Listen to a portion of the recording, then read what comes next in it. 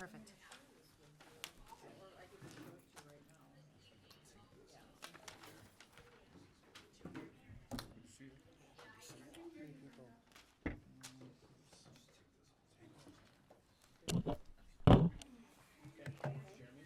Jeremy, and I'll text him right now as well.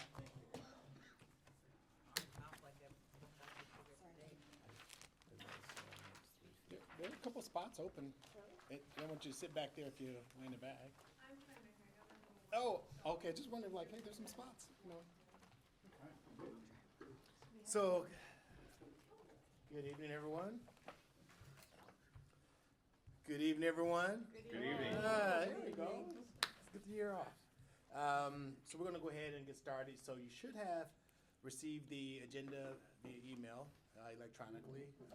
So I know Gray It is attached to the Google invite. shared that, and Tom. Why is this thing? Thank you, Gray. It's right there. It's gonna be connected soon. So let's go ahead and so it's good seeing everyone. So let's go ahead and just do some quick introductions. So let's go around and introduce ourselves. As part of that, Ray, are you ready for, or anyone? I'm not Ray. Make sure we capture attendance and so forth as part of the roll call. Yep.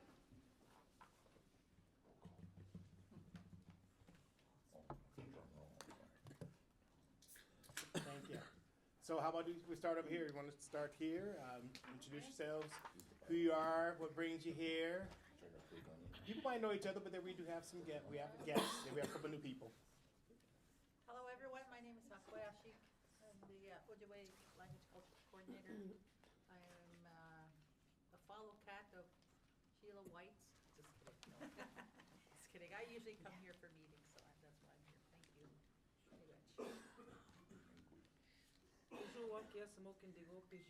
Very much.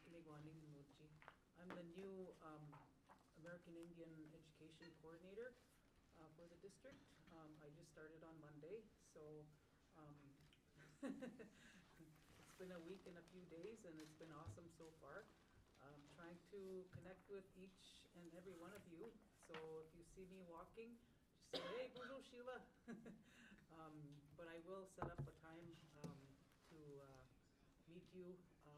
If it's not in a big group, it'll be individually. Excuse me, good evening. I'm Simone Zunich, and I'm the Executive Director of Business Services. I'm happy to be here. Thank you for inviting me. And I think, Sheila, we haven't met yet, but we have a meeting tomorrow. Yes. Get to meet you. 1 o'clock, I believe. I think you're right. Okay. Thank you. Hi, I'm Don Melton. I'm the JOM Chair and Title VI Vice Chair, and happy parent of 2 kids in the district, and very happy to be here and enjoy all your company and watch the AIPAC meeting. I'm Amber Greensky. I am one of the co-chairs for AIPAC, and I'm also on the Title VI and JOM committees.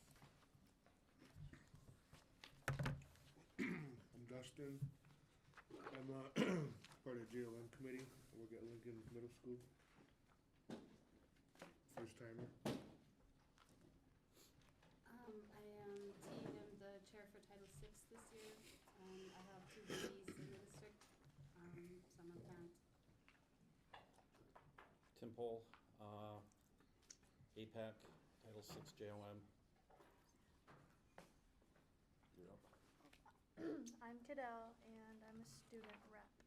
Thank you. And Phyllis Cole, Cadell's mom. Our youngest, last one of our kids to be going through the school district. We have 4 others that graduated through Duluth Public Schools. And so now we have Cadell. And we also have 2 grandchildren who are in Masabi Kong, students at Masabi Kong. So yeah, we're still here. And then, let's see. And because she's bashful, Cadell, our student rep, today placed 7th at the Corky Invite up in Ely. It's actually the Two Harbors Invite, but they probably don't have snow up there. So so we went up to Ely today. And so she skis girls varsity. She's an 8th grade, but she's a varsity skier. So Denfeld High School had Congrats. a top 10. Yeah, skiers today. So, yeah. Anthony Bonds, Assistant Superintendent for the district, and was serving as the interim coordinator for the American Indian Education Department. And now I'm very pleased to welcome our new coordinator, which she'll spend a little bit more time in a minute introducing herself to all of you. So let's go to the back and then introduce yourself and who you are. My name is Hillary. I'm here to serve and have a 6-year-old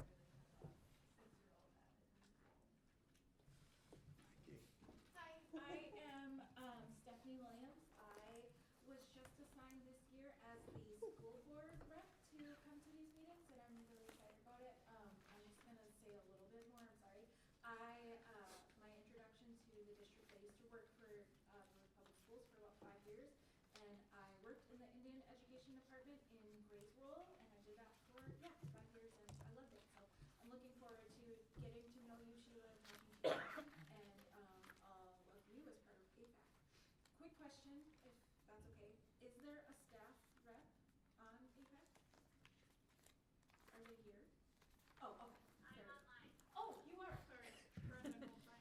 Brenda it's still you. Hi. Okay. Thank you. I was just curious. Stephanie, can you go ahead and also share who our alternate is for? I truly don't remember. Oh. I'm sorry. It might be. It is chair. Oh, duh. I'm sorry. It is, yeah, our board chair. Board chair Derek Eaters. It's Kelly Derek Eaters. Yep, she is the alternate, so we Yes. will have a board, official board rep. That was one of the things that was requested as part of the concurrence, not concurrence. So we do have official board reps now who will be here. So awesome. Who are you? Who are you? I'm Emma Boje, and I'm also a student rep. We're working with, sorry. Do you at least want to just name who's online? Great. Yes, we have Lydia Schenkel and Brenda Goldman, of course, and Amber Lightfeather, the other co-chair for AIPAC.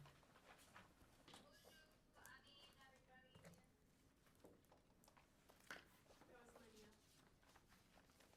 I'm hoping they get there. I'm on the road back from the Capitol. I spent the day speaking with legislators, trying to get more money to help keep our kids, our IPO kids in their homes. So I'm on my way back. Hopefully I'll get to Denfeld in time before the meeting's over, but I thought I would join virtually, just while I'm in transit. Thank you all for coming. Thank you, thank you. And so, Sheila, as everyone knows, she is now our coordinator, started this week, and so we're just really pleased to have her on board. She's been hitting the ground running really, really, really fast. Trying to get a quick understanding of all of the inner workings of the department and all of the plans that exist, introducing herself to staff, making it out to some sites, and we still has a few more sites to visit, meaning schools. Ray has been doing an amazing job of really helping to onboard Sheila with all the information. I know she's started to do some connections with agenda setting, and I know has other emails out for others to help start the ongoing agenda setting, whether it's for AIPAC or JOM or Title VI. So just really trying to, get her acclimated to the district and having a good welcome. And so we're just really pleased to have Sheila with us. You want to add anything else, Sheila? I just want to just to thank you for giving me this, amazing welcome to your district and your lands here. I've been enjoying myself every day, and I really am really happy to be working with everyone. And everybody says that I talk to, which is our big goal, is we're working for our students, our kids, our grandkids, the family, and the community, and to keep that focus. And I really appreciate that, what I hear from you. Thank you. And Gray, while we're doing this, if you want to start handing out documents that you have at some point, that'd be good, whatever document you have. Also in the agenda, just know that if everyone received this. I use a lot of electronics. I'm not big on a lot of print, because I end up just tossing it. It's just wasteful paper. So in the agenda that everyone receives, there's always these hyperlinks. So if you're not familiar with the Google Doc, just know that all you gotta do is click on it, and then you'll get the document that's attached there. So we're gonna go ahead and get started with the December approval. I guess I'm gonna call this meeting to order. So we are officially in session without any going through a big process. So let's go through the approval of December 10th, 11th meeting. So again, everyone received these documents, copies. You have them handed out if you would Yeah. print it up for. Yep, just start handing out everything that is linked here. I know Gray has copied the vast majority of these things, so you will have access to them. So we do need an approval of the last meeting for.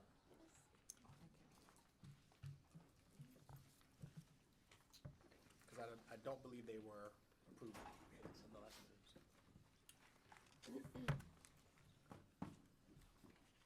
So I'll give you a minute to take a look at those, and then I'll look for an acceptance of the minutes.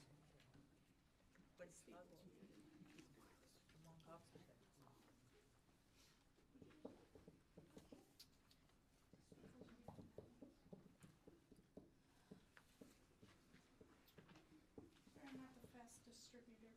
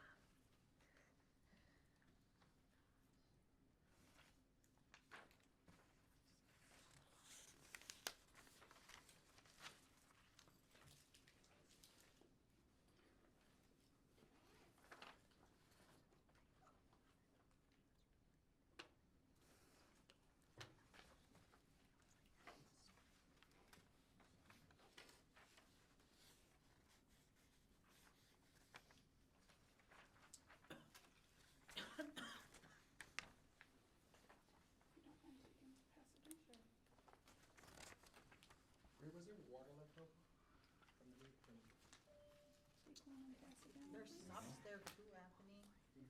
Small subs. Good time to pull their, Yeah. good. Text me too. Little chubby. Over. Not the, that's early. Is this yours? I'm gonna say it. No, you're good, baby. We have the little ones. I also The little have those chubbies ones there. in the cart that are not drunk out. Okay, so I'm not taking your personal water. Yeah, I was like, what are we doing? Trying to say I took her. Yeah, you take one. Any questions, so we can continue, any questions related to, I'm looking for an acceptance of the December 11th meeting. Take one, pass it down. When what I'm Approve we passing accept out them. right now, Huh. if Make you a wanna motion to approve your accept. minutes with him first. There's a motion on the table for accepting of the minutes. Is there a second? I second. Thank you. There has been a second. Any discussion? Seeing none, the minutes have been accepted, so we're gonna go on to our next. Don't we need to vote on that? You just need a motion and a second? I'm still reading them. I mean, yes, we could. I mean, we can stay as formal or informal, makes no difference. So I'll move for an acceptance of the minutes for December 11th. All in favor? Aye. All in favor? With voice of aye? Aye. Good, sounds good. Nay?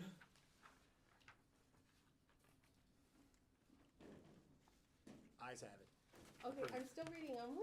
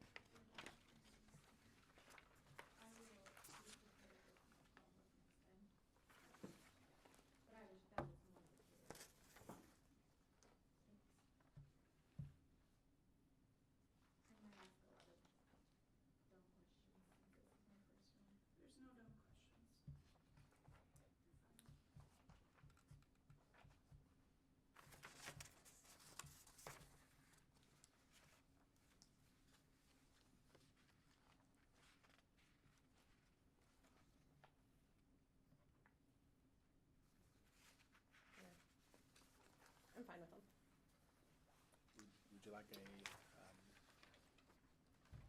an additional discussion, or would you prefer us co-chair to do another call? Oh, just making sure everyone has an opportunity to read the minutes.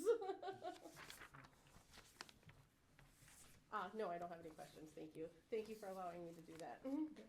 Sounds good. So our December 11th meeting minutes have been approved. Confirmation of the American Indian Education Plan. So as I shared before the winter break, the plan was drafted after a lot of feedback from a lot of conversations. I think someone mentioned, multiple hours of lots of dialogue related to the plan and the formulation of it. So the draft has been provided. It was provided again before we went on our holiday break, and there was a request to make sure that the entire AIPAC had an opportunity to see the plan one more time.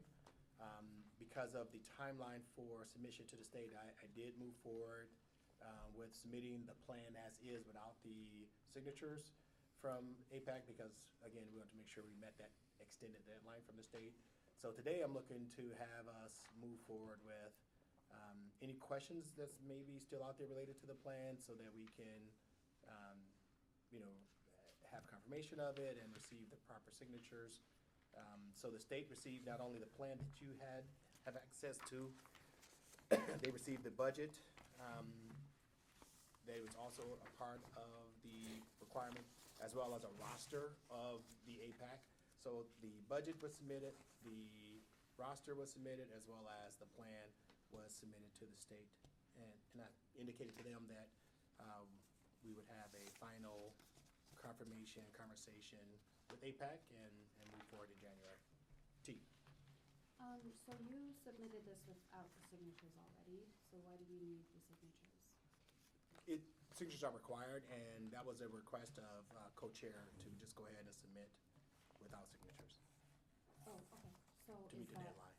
okay, to just send it in that way though, or? Yeah, I mean, MDE knows it. I made sure they were aware that it was being submitted, because there was a request for an extension. So I made the request for an extension to finish the plan. I got the request approved for the extension. I wanted to hit that deadline, but then there was at the last AIPAC meeting, there was a discussion to not move forward with, to go ahead and move forward or submit it without the signatures, so that they will be, the entire committee can see the plan one more time. So that's what this is. Okay, so you just need signatures from 2 people though? From the co-chairs, correct. Okay, if they don't wanna sign it, I think it's okay to just send in as is, right? I guess the question on the table would be, after a lot of dialogue and input from AIPAC, why wouldn't there be signatures, is what I would be wondering. And again, I'm facilitating the conversation. This is, advisory, and, I guess I just would be questioning, like, why wouldn't we receive the signatures after the plan was developed in collaboration?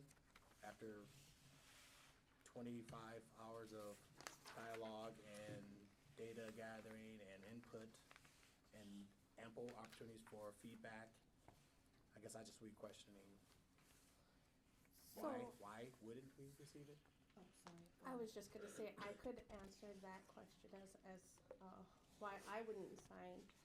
And it's related to the budget. That my understanding is that the state aid grant requires a specific program budget worksheet as part of the grant submission. It's a formatted Excel worksheet. And according to the guidance documents, downloadable document that must accompany the American Indian Education Aid application at the time of submission and must align to the AIEA award estimate. The budget worksheet must detail the projected expenditures outlined with the program plan narrative. So that's the piece that's kind of missing from the budget that I'm looking at currently. It doesn't have the same format, so what part of what's missing in terms of? The detailed projected expenditures. So like here, I'll just do an example. Contracted services, it looks like we budgeted $15,720. Is that, I am small, I gotta line this up, so I'm looking at the right line. Yep, so it just, we need to know, like, what's the plan for those contracted services? Have some of those contracts already been fulfilled? And then there's also the issue of the reserve account, or restricted account that was mentioned in this year's audit, that those funds have to be spent first. Is that correct, Simone? That is correct. So kind of want to know where we're at with that, because that's on top of what looks to be a sizable increase from last year. We're looking at $519,000 in state aid this year, on additional $100,000. So just kind of need to know, where are we actually at with this budget? Have we spent down that reserve at this point? I can help you with that answer. So great questions. So generally, when we do a proposed budget to MDE, it looks like this. They apparently want a new Excel spreadsheet worksheet.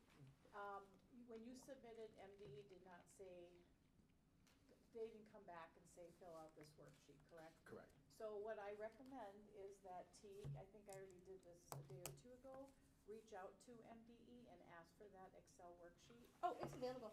I have it Okay. right here, and they have examples on how it should be filled out. Okay, so if you want to, I mean, we'd be happy to help with that. That would be normally something the department would do.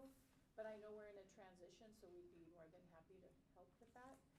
As far as the narrative as to what contracted services, I know we've approved some contracts that have come through. So that, again, I'd ask for help from the department for. So if you email that to me, or T. Gray or somebody, so we can get hold of it, I can have someone in our department fill that out for you, until Sheila becomes familiar with all of that. And, and as far as the reserve is concerned, generally we use the reserved, we don't start with that number, we use that at the end of the year. So if this is how it normally is, if the program is overspent, we take funds down from the reserved fund, and make it all correct.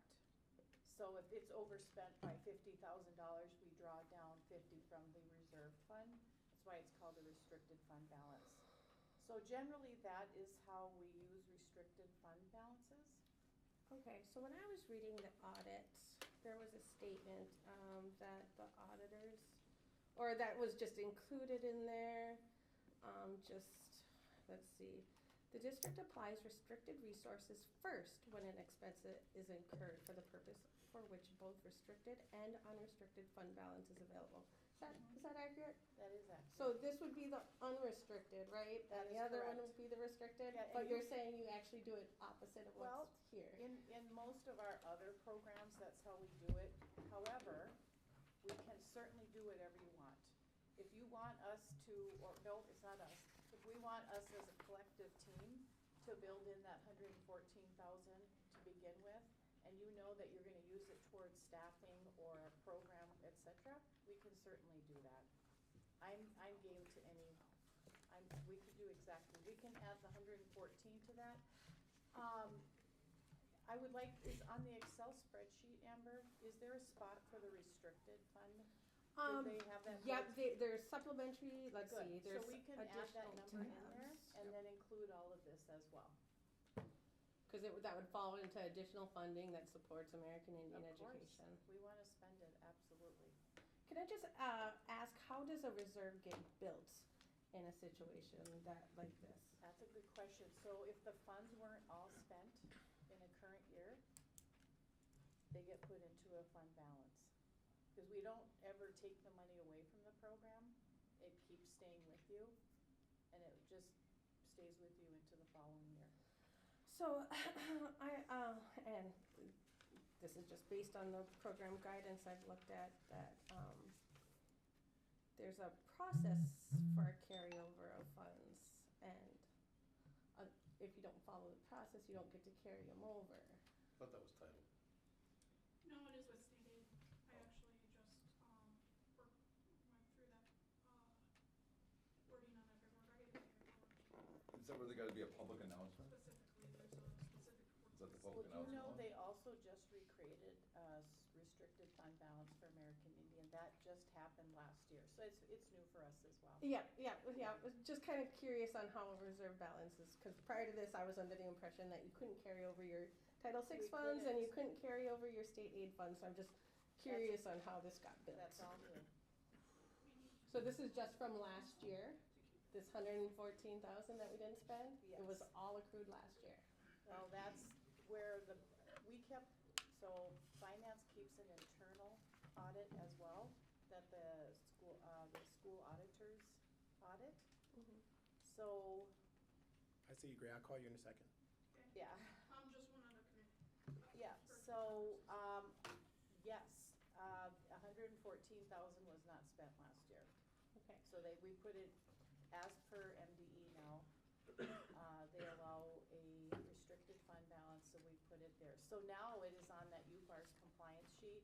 I think it was difficult for people because there really wasn't a document. We have internal documents that we maintain any balances. Well, now it is on the UFAR's compliance at MDE. Uh-huh. So I'm glad they did that. And So, what you were- so it's safe to say that the Yeah. funds that have been expended for American Indian Ed programming is still there, still available, still under the oversight of the coordinator to work with the advisory team on where to make those additional expenditures. And it's So, completely up to right, you how you right. want to spend it. Finance will assist you in any way possible, but we really just keep track of the revenue and expenses for you. Programmatically, that comes from your department and your group, and we will just follow that process. Now, the document you're talking about, we have to do, I know for Title I, Title II, we have to fill out a document if there are any remaining funds over 15%, and then something has to be submitted to the state. right. And even this budget document that you see up here, even with the state, we're just making a best guess, right? The coordinator, the previous coordinator made some decisions, early decisions on some thoughts on contracted services. Some of them were executed, some of them were not executed.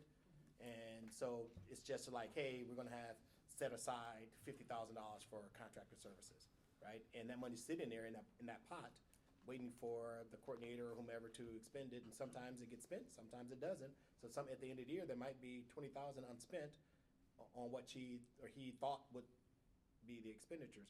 And that goes for everything. Salaries and benefits may come in higher or lower than anticipated. So everything just depends on, these are estimates and adjustments are made throughout the year.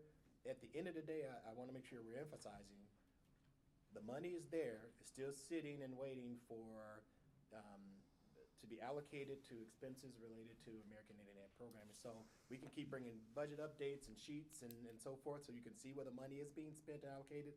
But I guess just know that there's some decisions have to be made in the moment or throughout the year, and things come up and people want to do different things, and then the coordinator has the ability to tap into some of those money. Gray was next, and then, go Gray, yep. Then Lydia, go ahead. it was Gray, then Don, then T. I was just gonna say, when you're talking about the year to year, historically, the only funding source that we had that had carryover was JOM. So it sounds like great that there might be a way that we could retain the state aid over a year, but that historically, the state aid, if we didn't use it, lose it, because in the school year, JOM was the only funding source that had carryover. So if we have the ability to, if we have carryover, if we have the ability to not lose that state aid, that would be really great.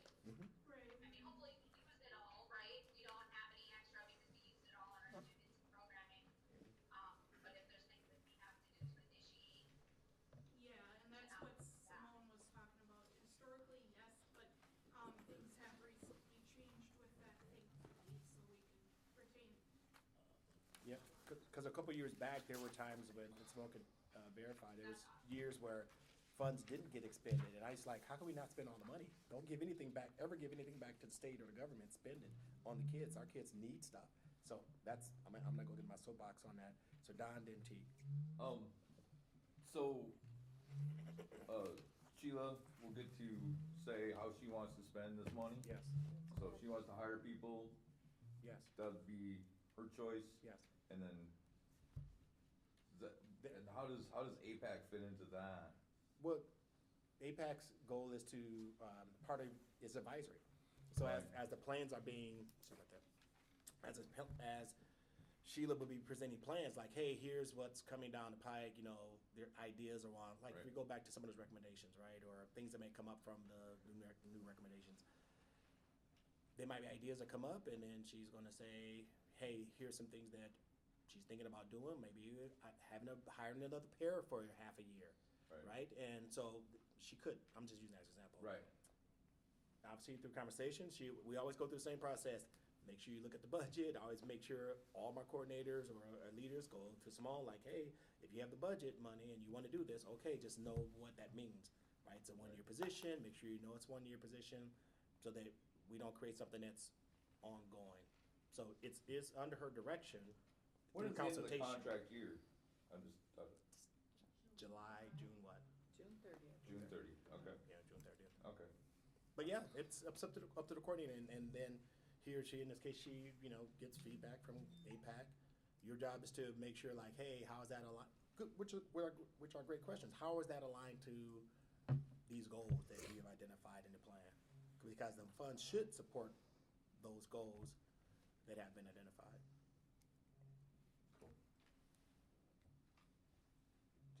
It was Teague. Yeah. I didn't have too much more to add to that, I guess. So as the Title VI chair, I feel very hesitant to sign on to anything. It's been a really it's been a struggle this year to be invited and be able to participate in a lot of these processes. And I feel like we did have questions that weren't really answered, and I think they were fairly important questions. In terms of like the 504 forms and where we are with that, you know, where are the actual forms located? Are we filling out these government documents with fidelity? That's my biggest concern, is just kind of being liable for these decisions that we didn't necessarily get to take part in. That's where I'm coming from. And as we move forward, that's where any of these things, as you think about all the things that were hurdles and bumps or things that were not communicated or shared, this is where, moving forward, make sure the meetings are really structured so that if you need some data around that, then the coordinator has ample time to work through the process to get it. That if you need some explanations around budgets, that you bring the budget sheets here. She can walk through it.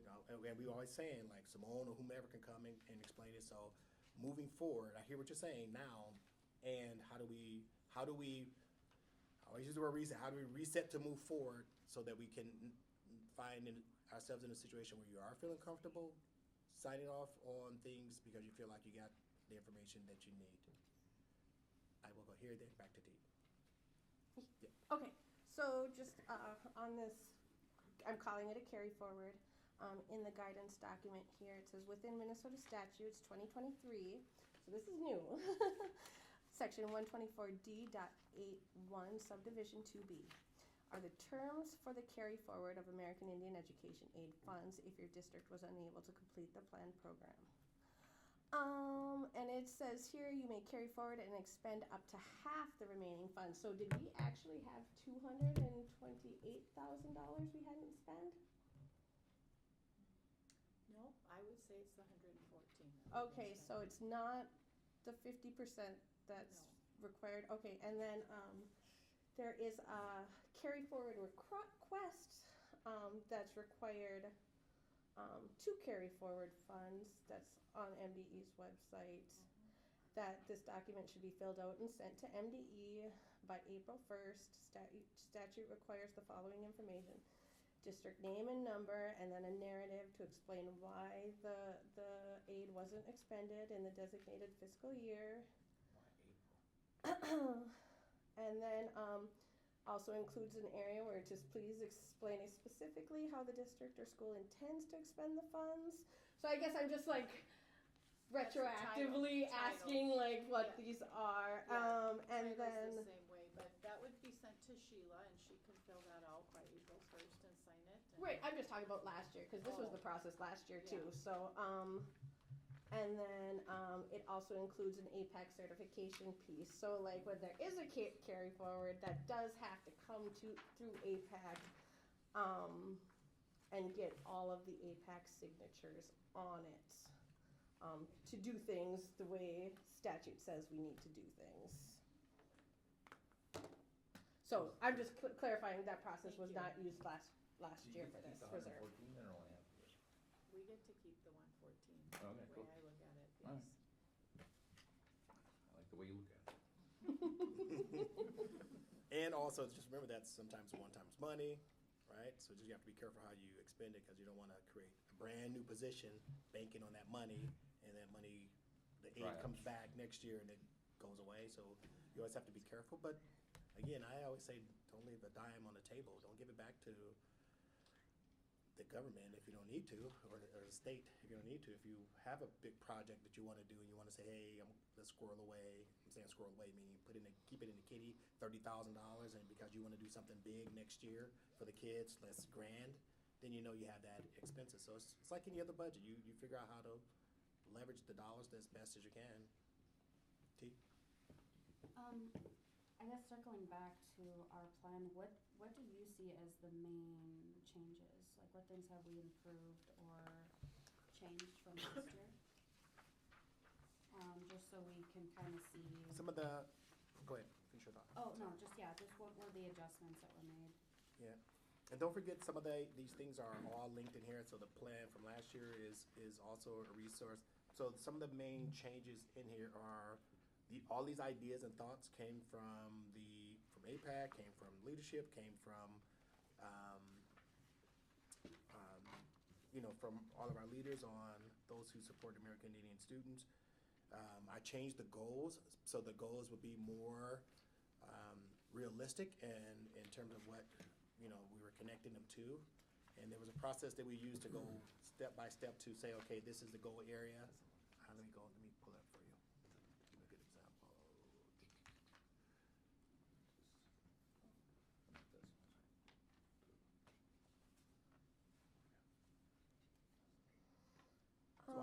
So as I pulled it off, just one quick second.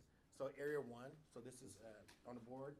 Area one was, one of the spaces. So one of the things that we talked about with the advisory group is, under area one, what do you see as things that we could do as strategies to improve outcomes?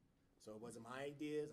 These were not my ideas. These are ideas came from parent advisory group and other leaders. Like, hey, these are the things that we should be doing.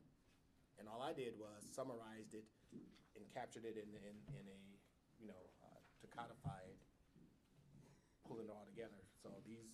So the big difference is we don't have goals that are way out of bounds, like saying through these plans we're going to increase graduation rates by up to 100% or 90%, right? It doesn't have something like that, because again, this is meant to, and I always point out to this is meant to scale up and enhance programming. It's not meant to be the end-all be-all.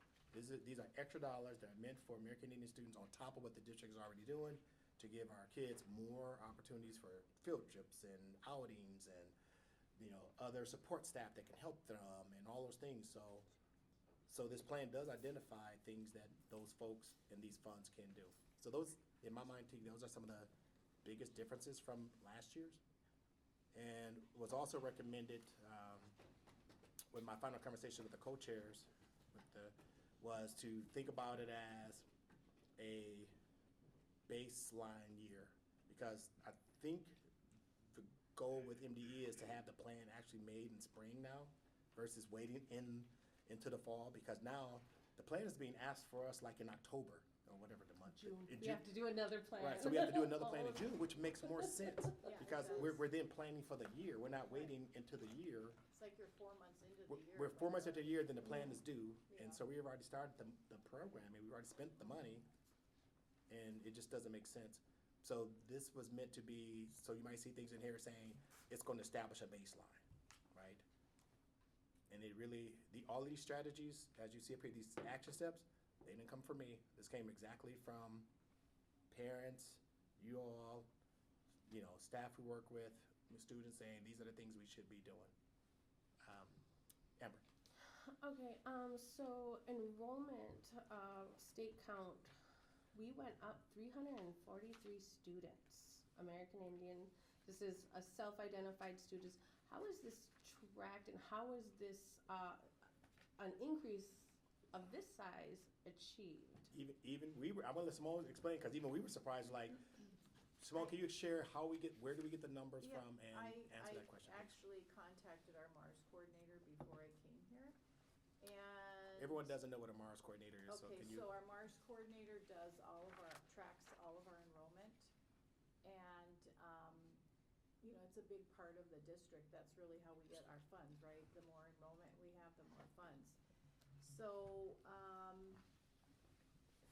Phil, the North American Indian counts on our last fall Mars submission was 866 on 1225. Those numbers I think are different, because the day he took those were different. I ran numbers on Tuesday, and we have 881 North American Indian students. That is based on MDE's racial codes. The federal codes are where the discrepancies come from, with students being designated as 2 or more races. So that's where the discrepancy, so the state recognized if it says white and American Indian, they take 1, where on the federal side, they take 2 or more. Okay, so I just wanna clear up, like, just because somebody is 2 or more races, they aren't always American Indian plus another race. I know, So does somebody look at that actually? It all is sent to MDE. All we do is report what families fill out.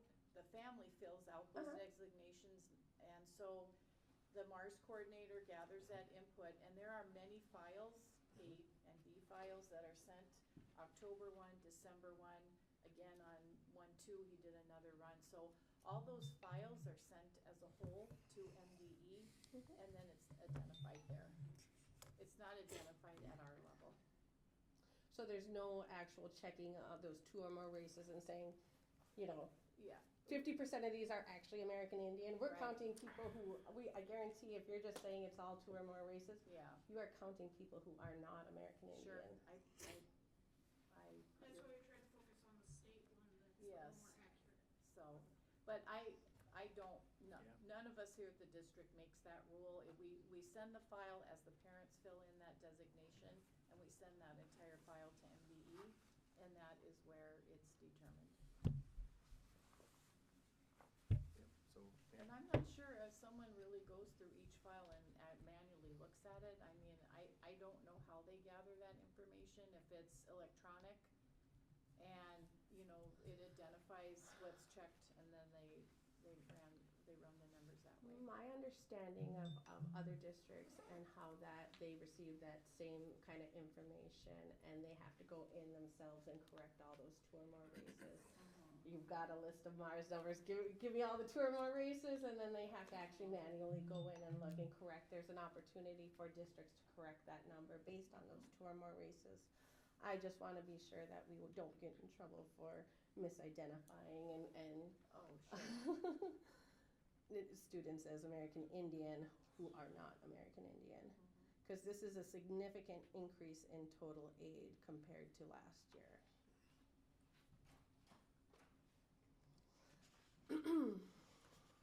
The other question I have, it's a preliminary budget. We have a lot of TBD as far as liaisons listed.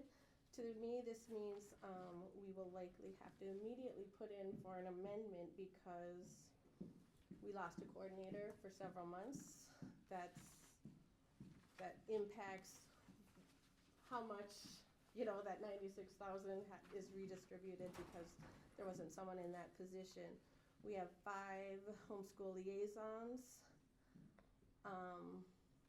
which I do believe we have. And then there lists a cultural immersion para, which I don't believe is filled, but it might be Jamie, I'm not sure, but it's listed as TBD, so I would really like to know the names in those positions to make sure that it's, we're being as accurate as we can. So the way this looks is we are paying for, let's see, 5 full-time, and all five of our liaisons are paid out of the state aid grant, 0 are paid out of Title VI. Because we only have 5 right now, right? Because this isn't, and clarify if I'm misreading this, this is, when it says 5.0 position FTE and total FTE is 1.0, because like for the coordinator and for the clerical is listed as half. I understand that half comes from state aid, half of their salary comes from title, okay? But the 5 homeschool liaisons, that looks like 100% comes out of the state aid grant. And then we've also budgeted for a cultural immersion para that hasn't been hired, so at most, even if we hire someone yesterday, that would only probably be 22,000. Yes. And then, so to me, with regard to this budget, we already need to amend it just, because of those empty positions. The other question I have related to this is, total FTE is 1.0. And then there's additional mentoring and tutoring services stipend. Is that for the liaisons, or is that other people? Where are you looking, Amber? On the budget sheet, this very first column, it says homeschool liaisons, 5.0 total FTE. Two columns over, additional mentoring and tutoring services. There you go. Okay. It looks like 1 additional FTE. Is that a different position, or are our liaisons used for that? Because now I'm confused on what a 1.0 FTE is. I'd have, so 10,000 to me is probably a stipend, so it might be, someone doing additional work to that. I can't speak to the actual details of the program. Perhaps Gray or Sheila can look into that. Okay. And then another, 1 column over, it talks about extended contract hours for the 5 liaisons. So how do we extend a contract that is already a 1.0?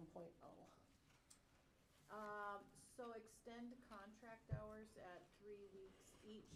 So at the end of the school year, the department head can ask for a contract extension, and that's how the process would go. And then it goes to a committee, and they would approve any extensions. And they do summer programming. Yeah. Yep. that's Oh, summer. yeah. That's what we use the extension for is our Summer programming. So I guess my question is, are people being paid time and a half? Because 1.0 No.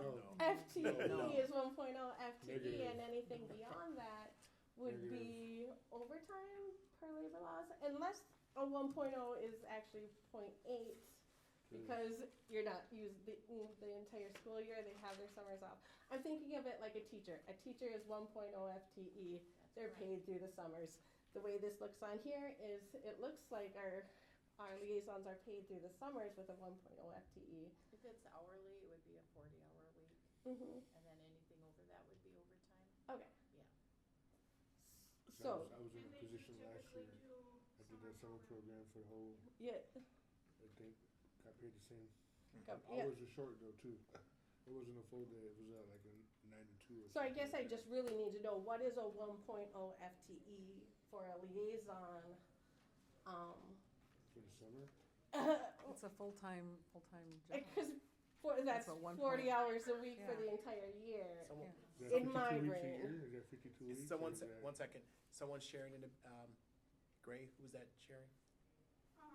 They were trying to chime It in. was me, Brenda. It was Brenda. Brenda, can you go ahead and share what you were sharing, Brenda? Yep, I said it is full-time during the school year, and they are hourly employees. They are not paid in the summer, but his contract extension would mean that they are working extra hours in the summer. Because they are not getting a regular paycheck, so that's where their contract extension is. Their 1.0 FTE is a 9-month school year contract. Okay. Thank you for clarifying FTE is that. full-time. Full-time equivalent? equivalent. Yeah. Equivalent. Yeah. So That's, full-time equivalent, thank you.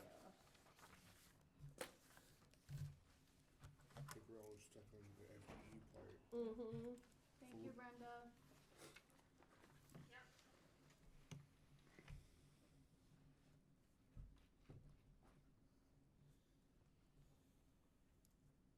Now, you had mentioned Jamie was very likely the cultural immersion para? That has been reassigned to Denfeld, right? Okay. So that instead of TBD should say Jamie. Right. Okay. So then we actually only have 4 homeschool liaisons, because that's a So when totally is that gonna be different effective position. though? James' position, when will that be effective? I believe you She's said it already was, she had already been She's moved already this here. fall. But, oh, she's doing that Since the beginning. Since the beginning of the school year. she's been doing that? Yep, Good job. she's here to support the indigenous cohort that's here. So then, did Jamie get the pay raise that matches the cultural immersion para SWAT? No. Cause it was Negative. 20-something minimum. Well, it's not, she's not an She's not. immersion, it's not an immersion program. It's a cultural para. It's not a language-based, the cohort's not language-based at But Denfeld. she is the cultural immersion paraprofessional? That's what we were just told. She was the paraprofessional. I don't think Oh, she but does she's that. not the cultural immersion.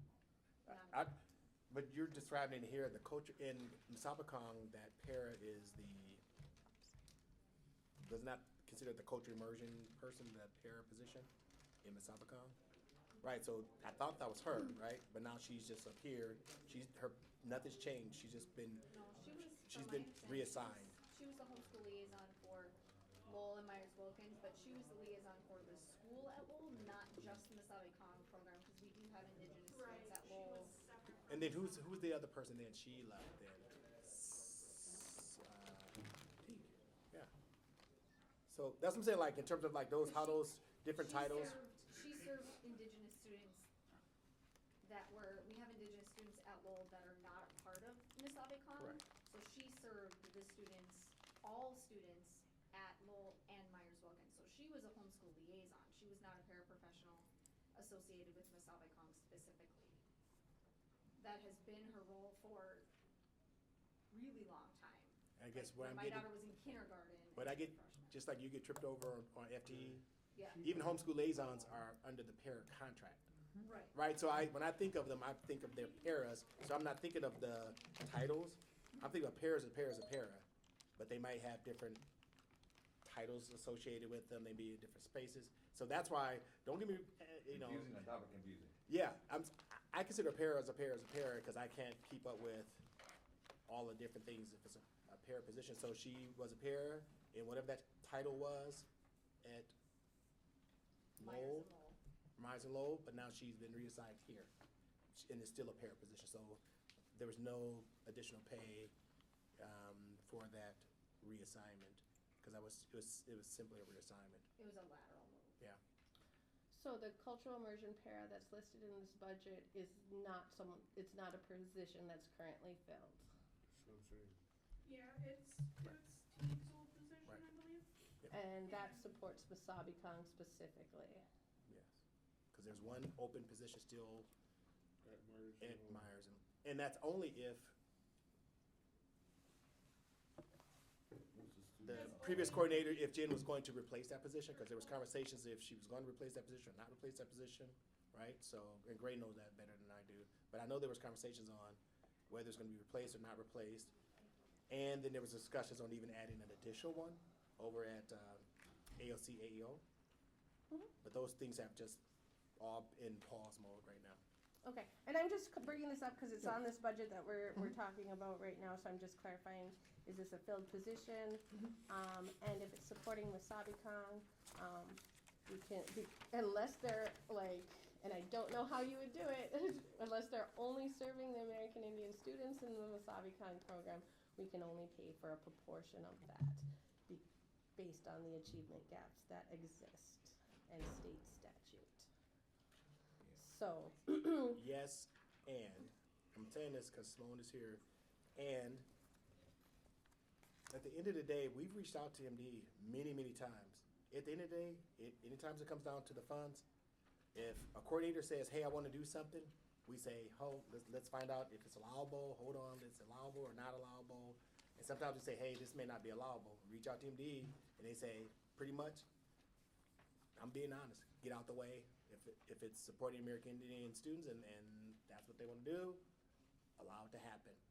So that hasn't been Correct. my experience when I'm just saying, I'm I've just gone on sharing. to, they had, So they're not making you fill out an algebraic equation to No. get it done? No. And I'm just sharing, but that's why I have Simone here, so you can listen, hear directly from Well, Simone. I have looked at, you know, with purchases and whatnot, cause I have to always follow the Mhm. audit side Yeah. and make sure everything's allowable, and at least twice since I've been here, I'll email MDE and I'll say, is this allowable purchase? And they'll say, yes, it's correct.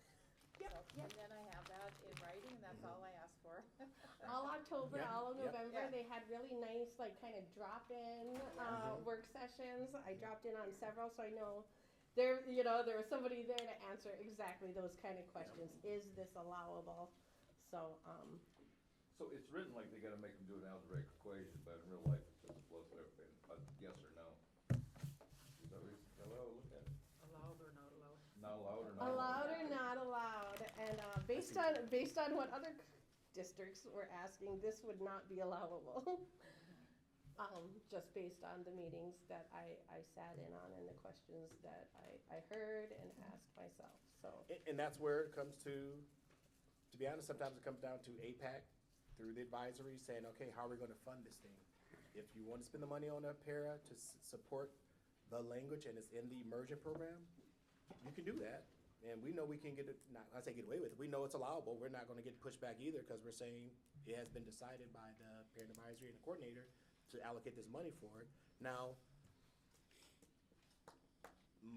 I guess this keeps being brought up as a conversation too, like, that's where moving forward, I want you to have this conversation in earnest then with Sheila on if that's something that the group, if the committee still wants to do and advise Sheila doing, then let her know that. So then we can do the plan adjustment, meaning if the parent group is saying, hey, we don't think we should be using these funds to support the Ojibwe programming at Lowell, that can be done. But we don't want to say that it's a decision that's being made by the committee, not the district making a decision to stop funding a position that is supporting the languages through Masabacon. I don't think we want to pull any support from Right. the Ojibwe immersion, but we can't recommend that state statute is ignored. T. I guess I just had questions in terms of, so these are the positions that are written out, and we have budget cuts coming up, right? So is this the week that we're supposed to know which staff are cut, or? Not this week, and we've shared many times that the budget reductions that the district is going through is only general ed funded staffing, so Ours is fixed. yours is fixed, so no reductions are coming. The only way it would be reduced here, and thankfully we got more money, right? So actually the budget went up, so we can, there's more money to spend. But the only reduction would come as if it was like a big reduction that came from the grant itself, and that's not happening. So the answer is, the American Indian Ed programming is not gonna be impacted by the budget cuts that are coming. Okay, so we're not losing staff, we're not losing, okay. No, not anything that's funded through this grant, no. Thank you. We're actually gaining, right? You're actually gaining funds to do other things like, a thought was to add another position over at ALCAO.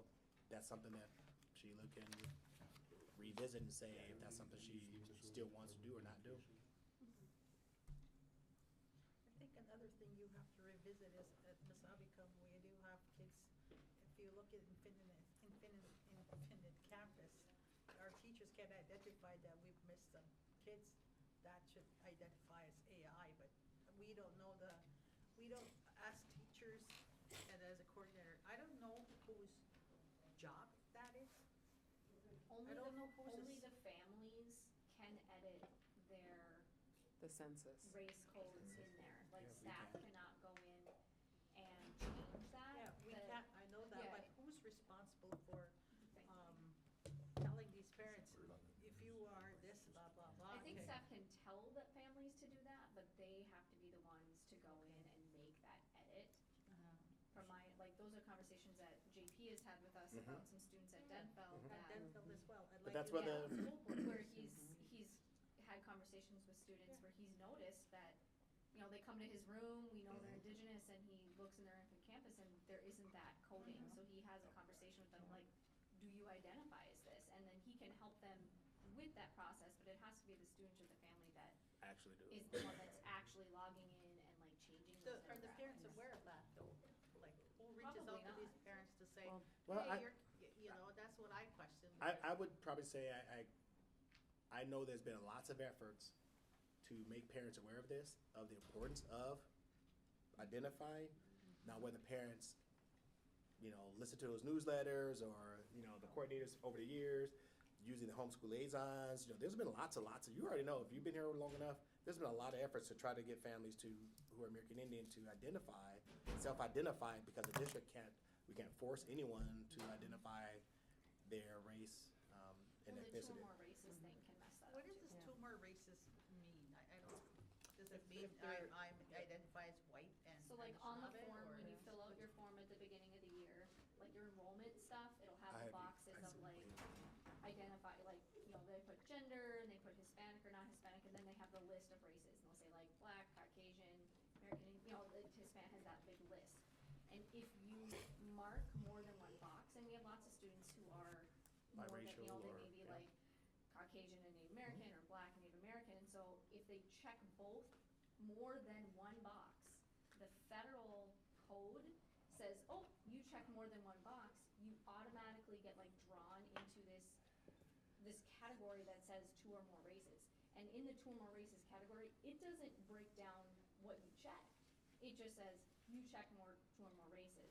And we had a period of time where, I think Stephanie was in on it, where they went through, the department, the clerical went through all of those students who had checked two or more races and looked at what were the boxes that they checked.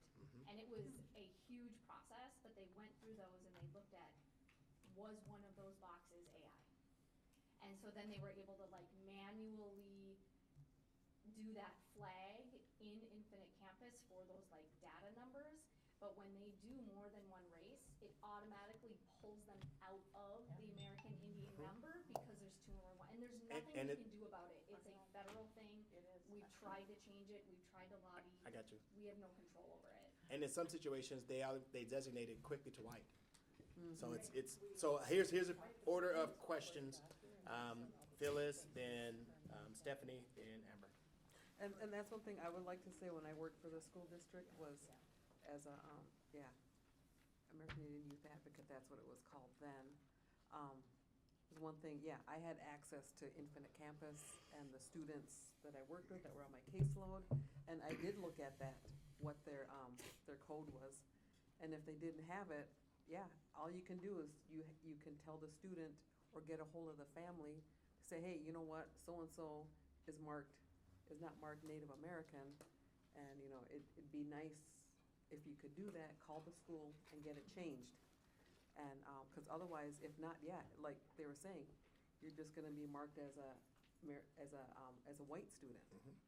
And so that's where our programs will lose out money. It's like, you know, you don't want our programs to lose money. We need to have as many students as possible, you know, in our programs. So that's one thing, like I said, I would do when I worked for the school district, would get a hold of the families and the students and let them know. So, we can only do so much. So much. Yeah. Stephanie, then Amber. I was basically going to say the same thing answering that question. So it was my job to check those boxes, check who did what, and I would literally pull forms. I had huge binders that I had in alphabetical order. That's what they looked through for the audit, and I would just check one by one. And then we, as a department, as the paras, as the liaisons, as the advocates, would reach out to students on their caseload. We would sometimes even like host an event like, hey, we have free food. While you're here, can you please make sure you fill out this thing? We want to make sure your kid is counted so we get this money. But it took a lot of time and effort.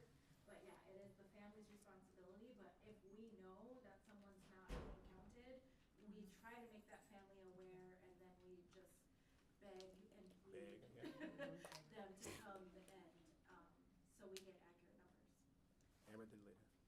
just gonna say historically, what you guys described is how the process had been. MDE has done a lot of work in how that information is reported. Jane Horsted talked about it at last year's MIEA conference, that even when someone checks more than one box, similar to Hispanic students,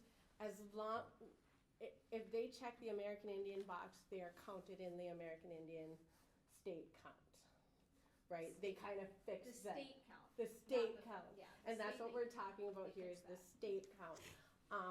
The two or more, so I'm concerned that the accurate number is the 636 MDE number, and that 979 incorporates all the two or more races that are identified, and then, I think that's last year's count, right?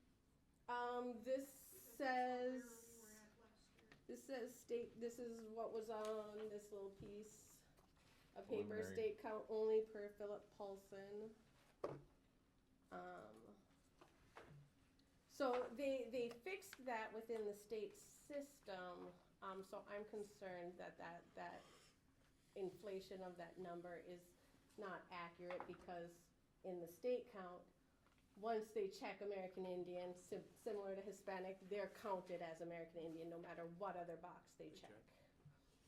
And that Jane Harsted said, don't pay attention to the federal count, that will be wrong, our count is the accurate run, so that's the concern I have.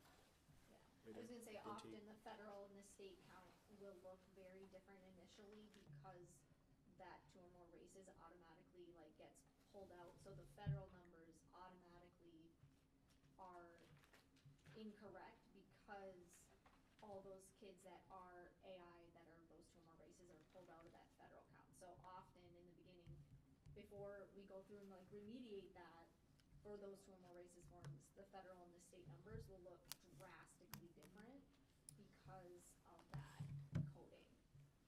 Thank you. Now, I'm going to, as facilitator, be mindful of time, and we're still on one area, and we have a couple of meaty things still to go. I guess I would ask, I know there's some expressions of concerns related to signing off on things. I'm just wondering, how do we move forward, because, there has been a lot of dialogue on data and conversations on the plan. They were developed collaboratively. And I know there's still some questions on things, and we can continue to have, whether it's Simone on the budget or someone on whatever other programming, we can continue to have people come and share like we've been attempting to do over the last couple months here. I just don't want, I don't want anything to impact funding that we do get from the state, and I'll leave it at that. So I don't know how to move forward with not having signatures. I would have to communicate with them again that we were not able to get signatures in spite of, and I can only be honest saying, in spite of efforts to be collaborative, in spite of efforts to provide data, in spite of efforts to share information, to develop the plans, I'm not sure what else I can do. T. Akwayashi, circling back, I think the Title VI committee should spend some more time trying to do public outreach this year.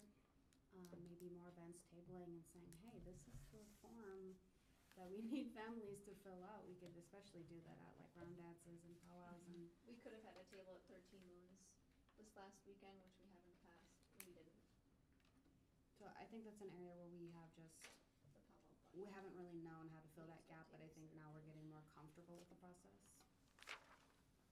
I was at a meeting for, the immersion programs. We're gonna have, I think it's, I forget what night it is. Community event. But we're gonna, it's gonna be an information night with, I think a lot of stuff is gonna be done online now. Oh, you talking about Remember, the, we used to have those paper things now, but for students too. Enrolled, it's gonna be online now, so. it is, I don't she's know talking about if the there's a centralized enrollment online process. JOM applications are available for parents online, or, are they? We'll have to look, I think, to make sure, but. American Indian Education. Okay, is there a way forms done and getting more publicity for them. Yeah, we can talk with Adele Mhm. and, Through social media, we through, really need to get it. because I think she also has started sending communication straight through Parent Square as well. So, Yeah, I mean, Parent the Square. answer is yes, we can, and Next week. which we should continue to strive to do. The team should continue to strive to do it. It's just, at the end of the day, parents have to be the ones who sign up. And I think I like the idea of you guys, Title VI, reaching out to parents more and, giving them, letting them know this is what it is, and I think we'll get more AI. I always feel like artificial intelligence. Right, when I- yeah. when I use that. So- When she said the first time, my mind was thinking AI too. Like, I knew That's what I think about it, like, okay. All right. I think all the acronyms are being used, overlapping. Oh, we should print some of these and send them to them. So then, I'm going to surface it officially then, what's the, because we're in an official meeting, what's the next step? What would the committee like me to do? Well, actually, I'll do it, because I'm transitioning everything over to Sheila as of today. How do we proceed with the lack of signatures from our AIPAC on our plan? Should I ask for an extension again? Should I, at what point would there be satisfaction? I'm just wondering next steps. I would want an accurate student count. Like we said, we believe that's 2 or more races that we know cannot all be American Indian, so that 900 number isn't an accurate number. Okay, so I need an accurate number. Or as close to accurate as we can, Well, within a margin of as error. January 2nd, it was 881. Okay. Yeah. Okay. So I would need that, and then I would need the budget filled out in the workbook that's required for the grant. Easy peasy. Well, Sheila, we're meeting tomorrow, so we can pull up that Oh, worksheet definitely. and I'll show you how to And just do fill it. it in. You can, Yep. Sheila can get that done. And then a signature could be within a week. I didn't give them, I just told them when we were meeting. I didn't tell them when I would send it in. I made sure that I didn't do that this time. I didn't want to overpromise, Yeah. overcommit. I granted, you're gonna get 519 if you put in It might. 818. Yeah, he's Bring got your number down. 959 in there, so it might. Bring your number down. It would just have to be shared. And in that point, we could take an email vote if everybody approves like the new budget, that number agrees, that's likely an accurate number, then. So if that's something that can be done within the next few days, get an email out and Sounds good. just vote on it. Mhm. It could be a quick Google, just little quick ways to send out just to AIPAC, to the, voting members, to everyone, but then obviously voting members, then voting members have to approve. So do you want this, reduced from 979 to 881? Cause we can have that put in here and then when Sheila does the Excel workbook, we can put in the adjusted number. Because even with that, it's the moment in time, like, there's nothing extra that the district does besides report what's in the system. So I don't, To be perfectly honest, I would go just by state because Amber, you can't fix the federal designation. Yeah, I'm talking about the state number here, Yeah, yeah, so, because, Simone, could you just It's a clarify one more s- time? it's a Where do s- we get our state aid? Where's that number coming from? it's come from the MARS Mhm. that gets submitted to the Department of Education based on the information that's filled out by the families, Right, so so. that, I guess what I'm getting to, that is an accurate number in terms of what we get in our system, because we don't have a way of parsing out whether the students who checked both races, we don't have a mechanism in the district where we systematically go in and Right, it has to come from the it has to come from the family, so I don't, And it sounds like they did a campaign when Stephanie was there years ago, maybe that's something that can be worked on, but, can, when this budget was done, I'm sure it was a snapshot of that day. So, Yeah.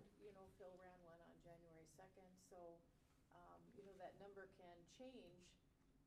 My recommendation is you've already submitted this to the Department of Education. They're waiting signatures, Mhm. so based on that day, that was the number. And, I would leave it at that. So I would recommend to the But committee it's then, not up to me. can the co-chairs meet with Sheila to Yes. review the updated document and the number, and then collaboratively say, yep, this is what we're gonna send to the AIPAC committee for approval, up or down vote, because I think that's the only that's the only path forward, because it comes down to whether, there's, enough satisfaction by co-chairs to have signatures. T? Where are we on the Indian Education Formula Grant? Is that gonna be Sheila creating that grant and that application, or who is handling that? Cause I will have to sign off on that for Title VI. Yes. But I haven't Well, we're heard meeting anything Friday about for it. Title VI, right? Right, Yes. Yeah. but the formula grant is the district's end that we sign, so I'm wondering, is that our next step? Didn't you already do that? That's the easy thing? Yeah, and that's what's based off of, and you all have information from the last meeting on that, because didn't we hand out all of the, We do not, you haven't given us like the, no, I'm talking about the, anything from the easy thing specifically. yeah, because Easy is a portal.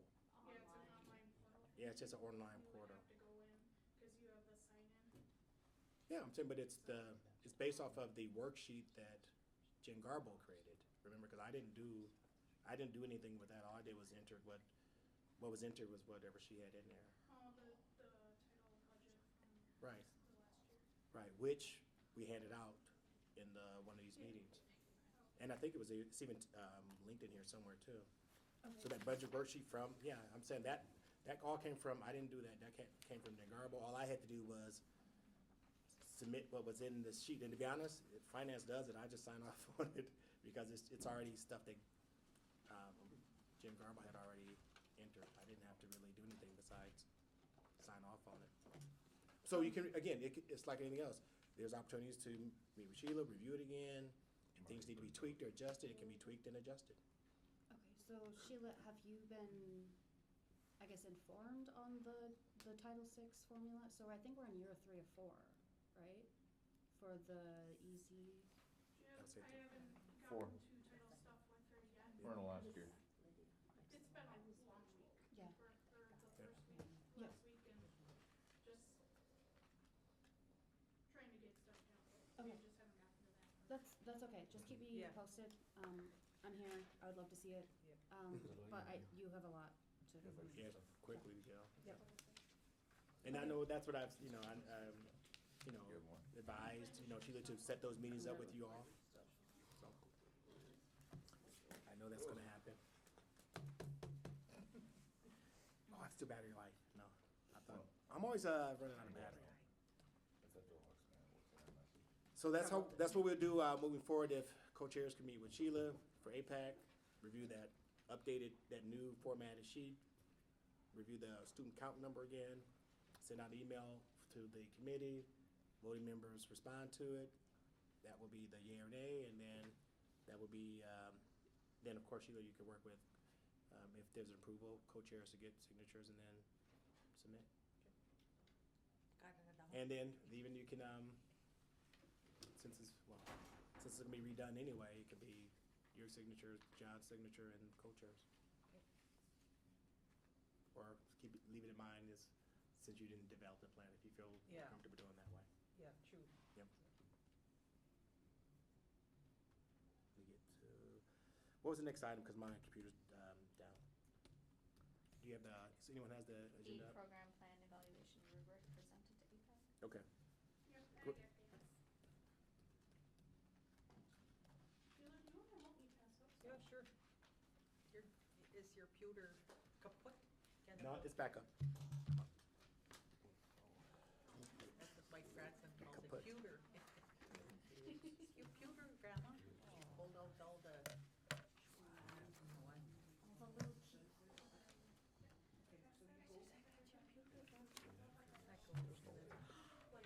Oh, wow, thank you. Yes.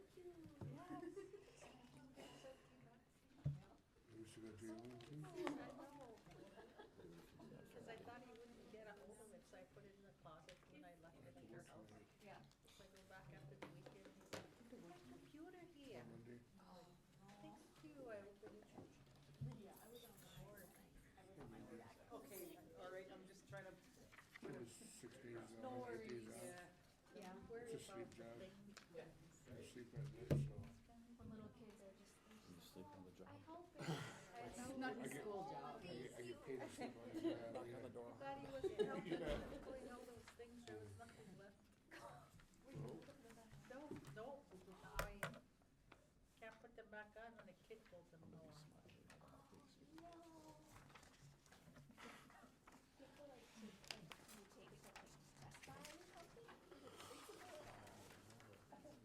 oh, son, grandson, I didn't yell at Try him. not to do that, but I'm.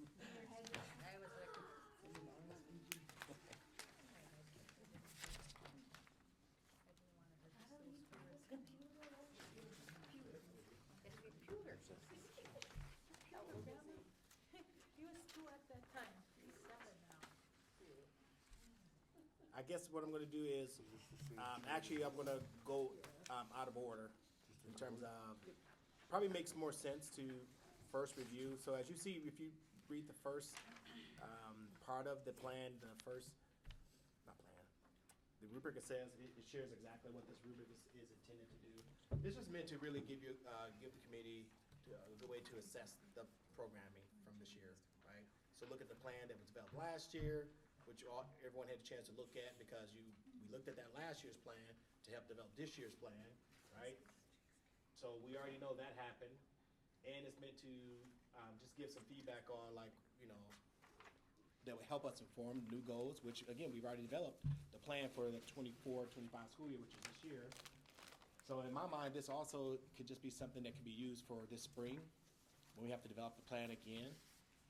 So either one, I guess, chairs, do we want to do this now to just say where we are, and then, or do we hold off until the spring and look at all the information based off of this year's in anticipation for the next year's plan development? It's just in terms of timeline. Does it make sense to do this now? So. And this seems like it's before, maybe, and because this seems like this is pretty meaty. If we're gonna do this, it's probably gonna take the whole meeting to do one, and we don't have a whole meeting time to do it. But I would just say, this is part of, the annual compliance documentation. A program plan evaluation is required to do March 1st. So we can wait and do it at the February meeting, if you recommend that we present our vote of concurrence at the regular school board meeting as opposed to the February 4th committee of the whole meeting. It's basically, when do you want to get us on the agenda with the school board? yeah, either one works. I'm just more concerned about time today to go through this and then kind of. I'm fine with having people, actually, it's probably better to let people take a moment. There's a lot of Yeah, it's a lot. information on both of Right. these. Yeah. And as many district people who could fill out, you know what I mean? This would be very, very useful in like determining what is required for concurrence. Like, we have ideas of what's required for concurrence, but like is graduation rates, it's closing that gap, is that unachievable in your opinion? And if so, what would a good marker for concurrence be, in your opinion? Great Or in convers- district officials' opinion? Great conversation, because that's exactly why we have it on here, and I wanted to surface it, because I'm thinking, let's hold off on this, because in my mind, I want us, as we do this is my 5th year here, if we based off concurrence or not concurrence off of graduation rates, we'll never be in concurrence for decades. So that'd be frustrating for the committee, that'd be frustrating for everybody to always remain in non-concurrence, because it's something that's really lofty in terms of an outcome. My mind says, I'm sorry, this is mine, this is, I would put this out there to the committee, the things that you give in terms of recommendations, if the district is meeting those recommendations, then those should be things that we consider, like, hey, there was recommendations that were given, and did the committee, did the district, do what it said it was gonna do that year for the kids, right?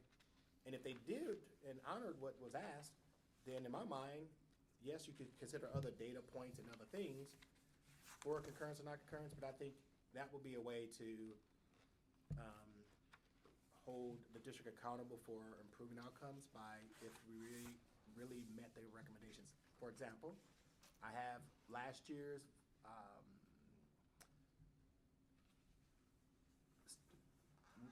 concurrence, not concurrence, and what I do with the district, with our leadership, we go through and I'm bringing these things up in our teacher and learning equity meetings, I'm bringing it up in our cabinet meetings, I'm bringing it up with our superintendents, because I serve on the senior leadership team meeting. We are constantly reviewing, hey, where are we with the recommendations that were moved forward? So last year, I want to show you quickly, and I'll come to you, lady, I saw your hand.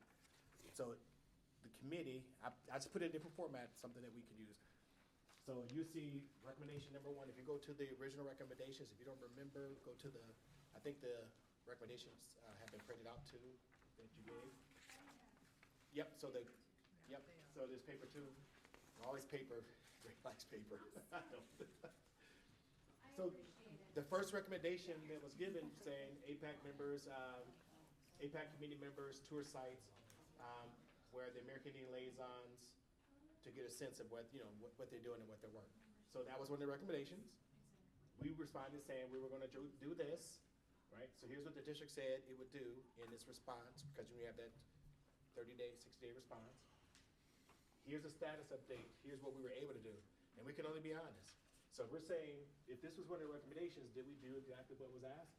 And according to this, the leader said that, yep, they were able to schedule at least one, but due to busyness of individual schedules, not every member was able to go and do that. So circling, Adele says she's gonna be circling back with Ray and Amber to get these tours set up. Amber. I provided dates and times I would be available, and no response. Just letting my experience stand. Okay. But that's good to know, because matter of fact, that's good to 1, know. 2, like, how do we make sure that these things do happen? So again, recommendation number 2 was transportation. So this is what was recommended by the committee, right? And here's what the district said it was going to strive to do, and here's what we've done so far. So we have established an attendance campaign. We have that as a clear focus. We're making sure that our American Indian Ed staff are really working hard to support those kids with transportation. Due to lack of funding, the DTA partnership was disbanded because one of the recommendations was, hey, why don't you continue to do that? Well, we know because ESSER went away, so that partnership, I can say, give a little hint. Can I do it now? Yes. All right. Thankfully, we are bringing it back. So it's going to actually kick off on February 3rd. So February 3rd is going to come back, because we were able as a district to, even through our budget reductions and reallocations,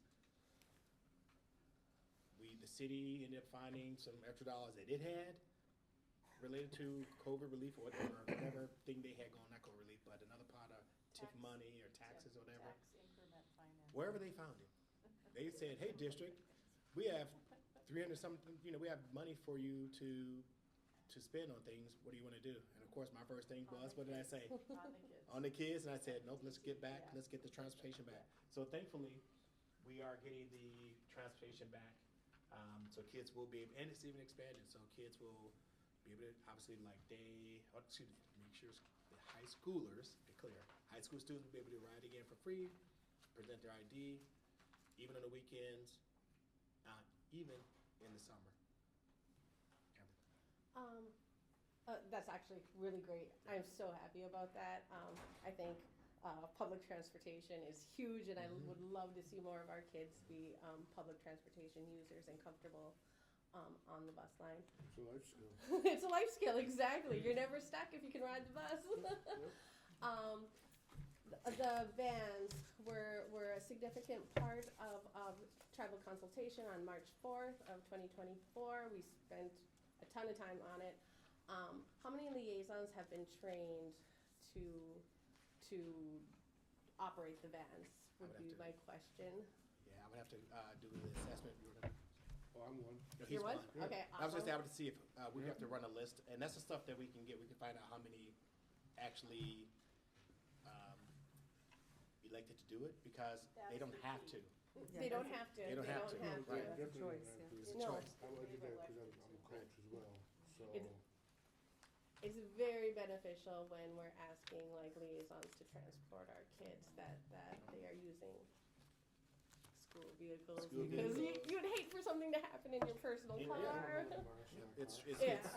we have it, safety Plus, equipment on there. vans It's have they record, it's got a camera. Cameras. Rear-facing camera, so you plug it in, it's already looking in the back, you'll see who's in the back. so we have the security feature. So again, back to this. So I'm go through all of them because we need to look at where we are. Did we get the recommendation? I'm going circling back to your question is how does the committee work with the district to say, hey, if we do these things, then there's a possibility you would be in concurrence versus always being in non-concurrence. And again, that's up to, the committee obviously to do the voting. I'm suggesting this is one thing that I would be considering. I guess I'd want the data on how many American Indian students are transported in those vans since we made the recommendation. And see, I know, and that's what gets tricky because like we don't keep those things, we don't keep actual data on. It'd have to be at the site. We had the sites, we have to start disaggregating it. And I would assume it'd be primarily liaisons who would be doing that transportation. So if we only have one liaison who's completed that training, I mean, that's a great start. Integration Is it enough for specialist. concurrence? But they have to be willing to do it. They have to be willing to do it, and that comes sometimes is like, okay, what do we have to do to get you to be willing to do it? Right. And even, It's working Or with if you're people leaving one within site their, to go to another site. and getting ahead of our next conversation, which is planning for, what do we need in terms of data sets to plan for the vote of concurrence or non-concurrence? So one of the things we're gonna talk about is what data do you need? And I would love, before we do any recommendations, before the committee makes any recommendations around something, that if you need data or leaders to come in and speak to those things first, this, for example, if you're like, oh, we want to do something related to reading. Well, I want the opportunity to bring in our reading specialists or coordinators to come in and speak with you on, here are all the things we're doing for kiddos who are American Indian. Here are all the kids in America who are American Indian who are receiving reading interventions. Here are all the kids who are American Indian who are receiving support from our social-emotional behavioral. I would love for you to have that information before there's a recommendation of, hey, you all should do that because we might be doing it. And then the recommendation that you give, I want us to make sure it's something that it's well-informed and it's something then that we could strive to accomplish. Lydia, I know you've been waiting patiently. After you're done going over this, you might answer them. Right, and some of you have, so I'll try to go quickly because I'm sensitive to time because I know there's another meeting after this, right? Yeah, we're gonna keep it brief, huh? Okay. Number 3, recommend PD with respect to American Indian history culture. So as you recall, we did have that full day of professional development. It wasn't specifically all on American Indian, but there were professional development opportunities, history culture for American Indian, not only on that February date, but also on the last PD date. What was the last PD date? The 17th. The 17th. There was also.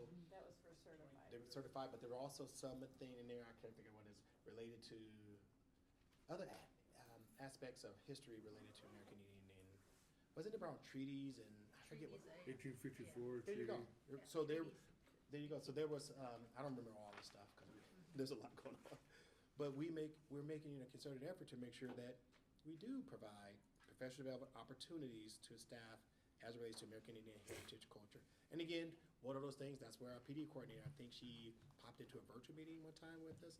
I can make sure she's here. She can share that information with you so you can see like these things I've done, right? I'm gonna be meeting with her, very soon. She's really excited to, Andy Schilling, yep. Yeah, I don't know who's first. I'll go here. sorry, No, I appreciate that. No. I was just gonna ask, how was the American Indian education coordinator brought into this process, if she was at all? she would have been. There wasn't one. In I'm saying, October, if she was, there was yeah, one. I'm saying she would have been involved in that.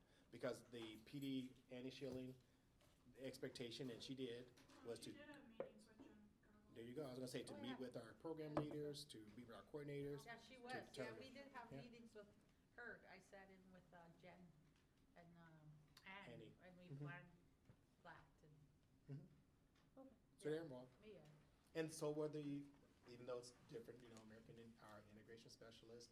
So everyone is trying to figure out how to make sure that it's, you know, that it's really trying to make sure all students are feeling welcome, connected, their culture, history are, you know, valued and taught to our students and staff. So we did, I mean, so again, at least you got a status update on that one. We recommend HR create an action plan for recruitment. She has been, and I didn't link it in here because I was supposed to link it in there. So let me. See if it's here. We have the email,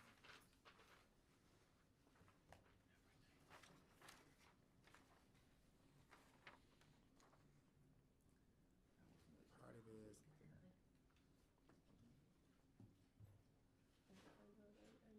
I just have a lot of, a lot of other personal stuff up there for other.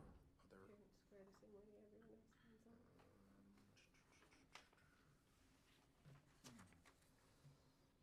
So Teresa Severance is our HR director, so she's also set to come next month as well to talk about her plan and how she actively, the things that she does to recruit diverse staff. And obviously, she's gonna come with the lens of American Indian professionals and so forth, so she'll come and speak to that at our next, Sheila, at your next, at the next meeting? Teresa Severance is set to come. So I will put I'll put a link to this document in here. So she has created the plan as one of the things that was requested. So the plan has been worked on, you know, talking about efforts to diversify our school district. Obviously, I know as American Indian, the American Indian Advisory Committee, you're concerned about just specifically American Indian staff. But the plan is meant for all, you know, trying to diversify our staff overall. But she would come with that lens of how do she really reach out to American Indian staff professionals. So she has the plan is here, and she advertisement. So here's where I'll just go to the advertisement because I know people say, well, where are you advertising? Yeah, where are we sending things? How are we making sure people are made aware? So she has the places where she's currently sending job postings when things are posted. So again, we're trying to make sure we are not just posting in the normal websites, that we are really strategic in our outreach. Even for the Ojibwe American teacher we're looking for. Just kidding. We need another one. So I will put this plan in here as a link, a draft copy, but she will be here to discuss it. So again, I'm going back to the recommendations. So that was one thing that was also, again, it's not a smart board, is it? Is it? Recommendation number 5, this is something we already doing, so we won't spend a lot of time. The call was for a cohort, so there is actual cohort that's operating, that's underway here. Yes, Amber. I just wanna go back up, cause I was perusing the HR document. Yep. Didn't have that linked.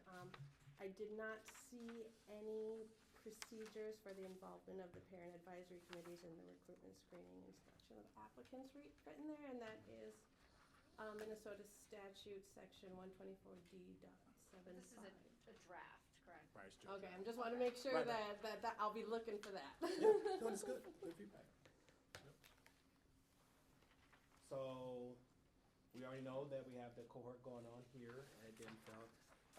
One of the things that the cohort is also ready to come and share as well at a future meeting, you know, where they are with things. I spoke with them, I don't know how how long ago was that time? I don't know. It's been a couple months now.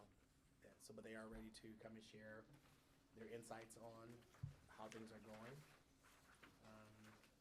One of the things, I'm being honest with you, one of the things that they're gonna have to work on and do, like everything else, is how will they evaluate or assess the program, its impact? Is it meeting the desired goals? I mean, is it moving the needle for American Indian students in terms of attendance or grades or so forth? So there has to be a program evaluation of it. So they'll be here to share some of that and some of their experiences. So we have done that. Recommendation number 6 was manageable caseloads for American Indian liaisons. And obviously, these are the positions we said we added, but we pressed pause on them so far. So there was an attempt to add these positions, and that's where Sheila will now have to do that assessment. Does she move forward with those 2 new positions? Does she have a budget for it? Blah, blah, blah, blah, blah. What is a manageable caseload?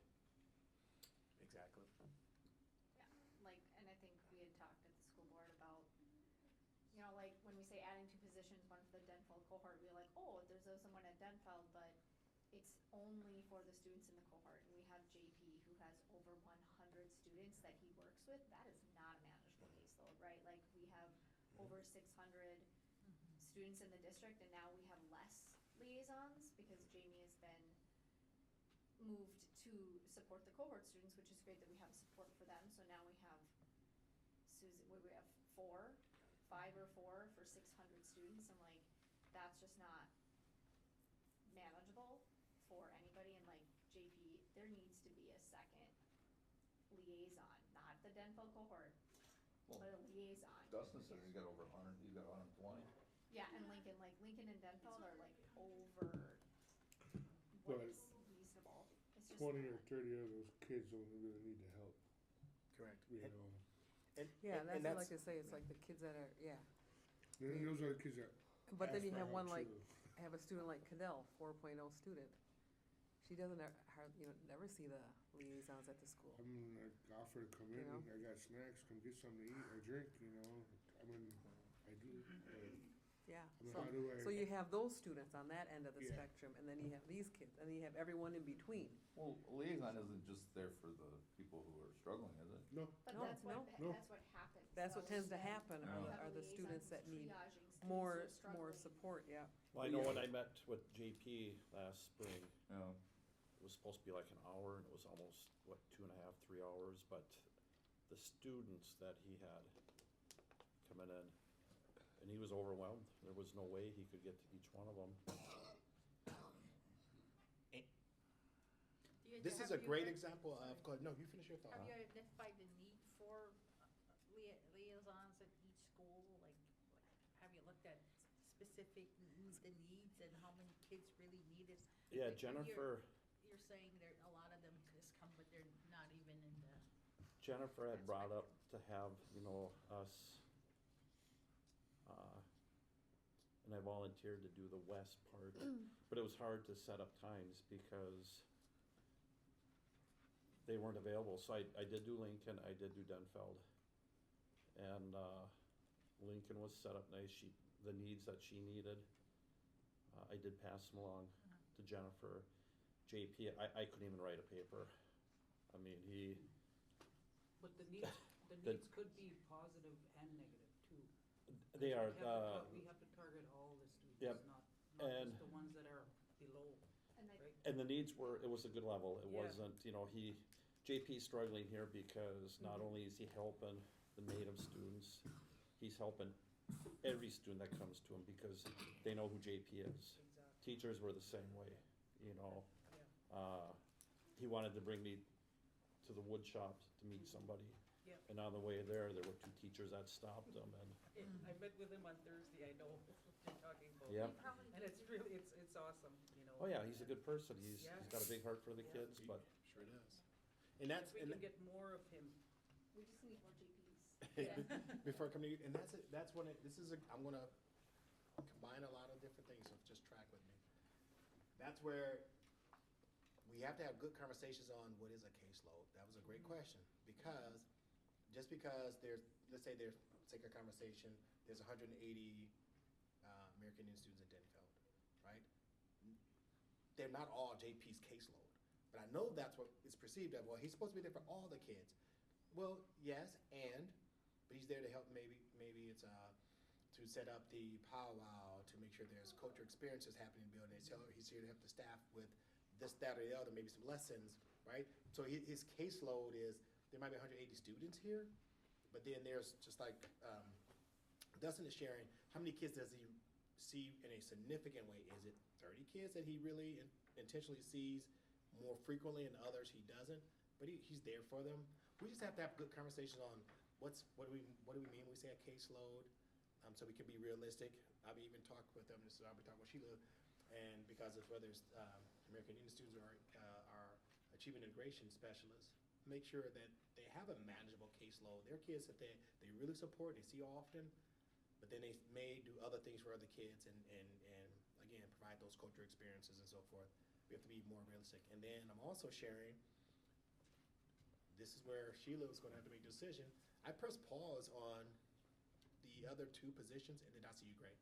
I pressed pause on those other two positions because I even questioned, like, hey, do we really need to have someone at ALCAO? And immediately like, yeah, they don't have anyone. And some people say yes. But then I'm also saying, well then, is it ALCAO or is it Denfeld? You get it? So, because we don't have funds to put everybody everywhere.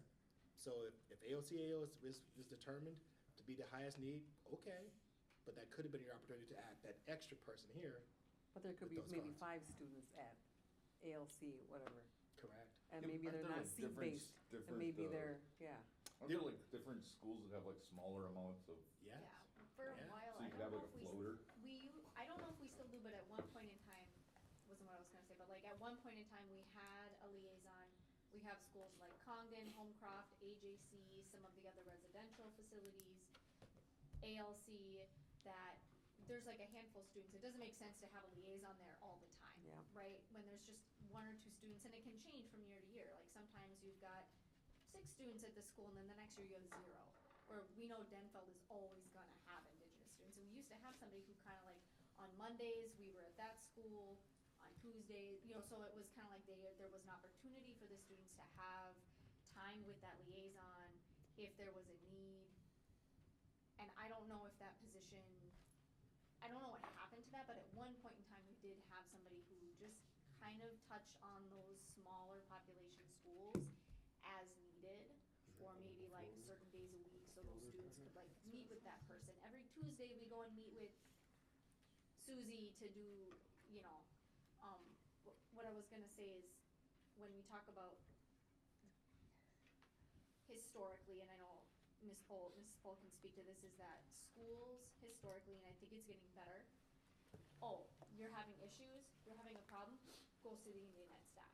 You're misbehaving in your classroom, or you're not listening, or you're having some sort of behavioral or emotional issue, go see the Indian Ed staff. Like, they default that when kids are having struggles, and we want our liaisons to be a place where students can go and feel safe and feel supported, but our liaison's job is not behavior management. Our liaison's job is not, that's not their main part of it, right? They can be a support to the student, but then when you have that happening over and over again, it takes away their ability to do other things with other students, and then they're triaging the students who are struggling, where there's other supports in the school that should be helping those students with like their check and connect and the guidance counselors and those things, where there are staff in the school that can fill those roles that maybe aren't necessarily the liaison's roles, because then you have students like Cadell, or we have other like high achieving Indigenous students who maybe don't have these triage needs, that aren't getting,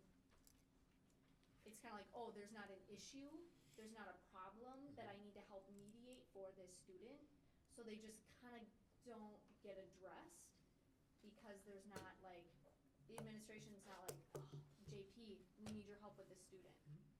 So then we are getting students that are not on his quote caseload because he doesn't have the ability to even work with them, because he's triaging things that maybe aren't even really his job to do. Like somebody else should be managing that. So I think too is that, how many students are they realistically working with, but then also. And that sounds like a professional boundary issue. Some of it's a professional I mean- boundary issue, but I mean, like, it's- some of it too is like the district are the staff pushing our Indigenous students onto the liaisons when there's issues. And Instead I'm of- honest, the instead answer of could be handling yes. that. The answer could be whether they're calling the American Indian Ed liaison to come help, or they may call the integration specialist to come help. They may call on the guidance again, they may be calling and reaching out to other staff to come and help with supporting students. So pulling us back up, I'm just sharing that as we think about recommendations for the concurrence, non-concurrence, let's make sure we get the right people in here so you can have the data. And let's have some of these other conversations, because what we think about a caseload may not be a good way of thinking about it, right? And at the end of the day, there's $500,000 to spend to expand programming opportunities or things for kids. So we can't do everything, so you just have to be more strategic. Again, you have to make some decisions like, nah, the AOCAO might be a good idea, but maybe we might want to do this, or maybe we want to do something else. Gray then Amber. Gray then Amber. My point doesn't really matter at this point. So Amber. you can go ahead first. I was just reading the attached job description for American Indian Homeschool Liaison. And there is a significant amount of special ed engagement listed in here. I assume that's a trackable process. I would like to know those numbers.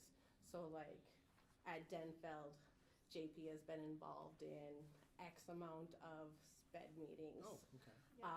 At Jeez.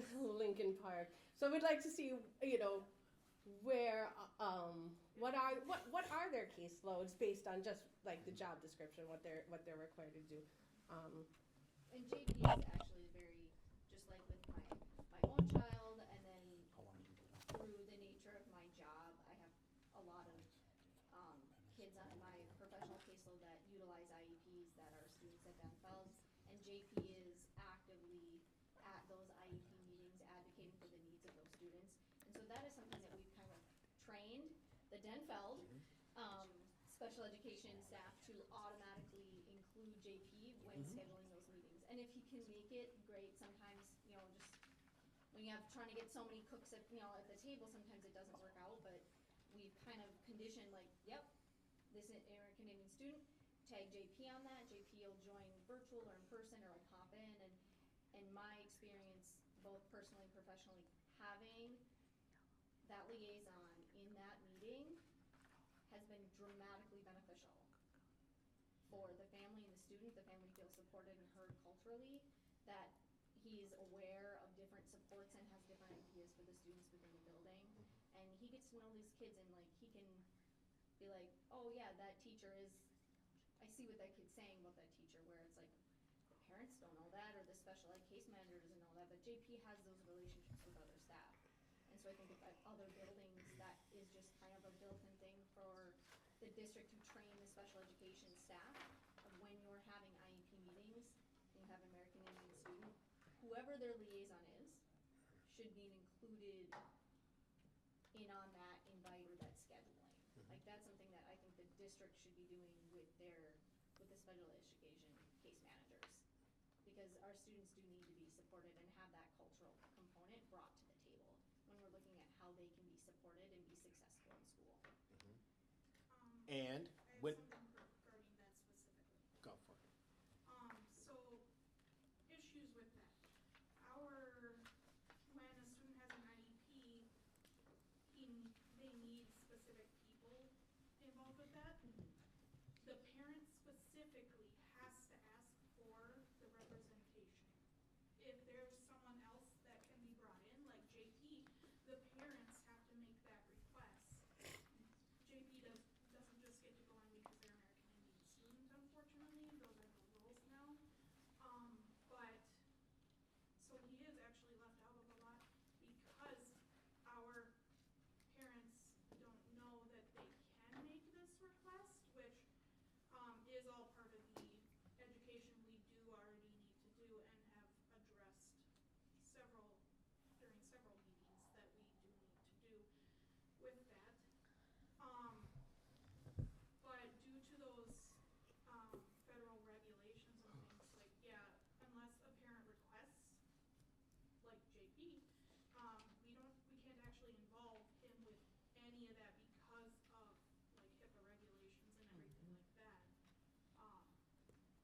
the case manager be like, would you like, could a case manager offer Case that manager to the family? Let me jump in. Here's why, because we are down, not a rabbit hole, because it's a really good conversation, but those are the conversations we should be having as we're moving forward, is going deeper into some of these things, because there's some truth to everything that Gray just shared.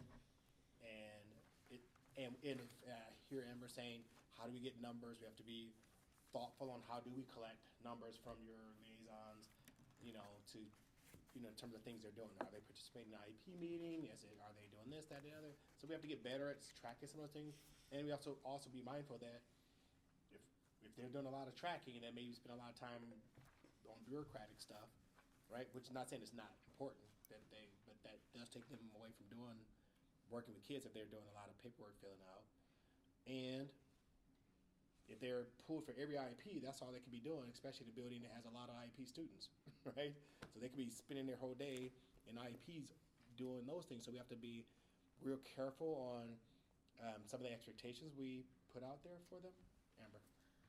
Just pointing out that there is an obligation for the district to provide information to families about special education, including due process rights for decision making. So as soon as an American Indian student is referred for an IEP or whatever, Like the evaluation. an evaluation, they should immediately, it should be flagged. American Indian student, this parent needs to know you can have an American Indian liaison present for this, because like you're saying, if people don't know what they don't know, but there's an obligation as far as due process goes that this district has to do when they initiate that process to let the parents know they get an American Indian liaison for that cultural component. I think that's, you're And just, that If takes they time, desire that it. takes time, My- because they If have they desire it. 30 days, they have the my experience was, if you didn't get a child, IEP PDIs they have implemented, to let alone complete and- acknowledged Yeah. if it was a Native American child. I'm just pointing to due process. And you're spot on, because to your point, that's where I am working with SPED department, and we're trying to figure out, even with I think we talked about this as one of the things for the recommendations on that plan, how do we provide parent education to our American Indian Ed families on their rights, right? I think that should come from hey, when we're meeting with American Indian Ed families, the district has an obligation, but the committee could also say, hey, coordinators, homeschool liaisons, let's have events just for our parents to let them know about their rights. So the district should be doing it. but then there's PAXI too. Yeah, there's all kind of But if areas. they don't know, they don't know. Right. So let me continue real fast, because we are way. How much more you got? 8 is recommend. Yeah, we talked about disseminating information. Again, we talked about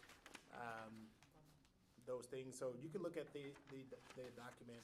Again, the goal is you have the information in summary, because there will be another meeting to talk about where are we with things, so that you can be ready, the committee can be ready to develop its vote of non-concurrence and new recommendations. So that you have some information hey, what'd you guys do last year with our stuff? Did you honor them or not? Back to Amber's original question is, how do we use this information to say whether the district was in concurrence or not concurrence? I would, again, last time I'm going to say it, because it's really, really defeating to staff to always be in non-concurrence, because they're like, man, are we ever going to be able to do, say that we're moving the needle? And don't get me wrong, you won't hear this from me, because I've said this to my own team. I fully understand if I'm American Indian or African American student or family in this district, I would be hard pressed to be give my full vote of confidence, because the data doesn't support you getting our kids across the stage, right? So that's true.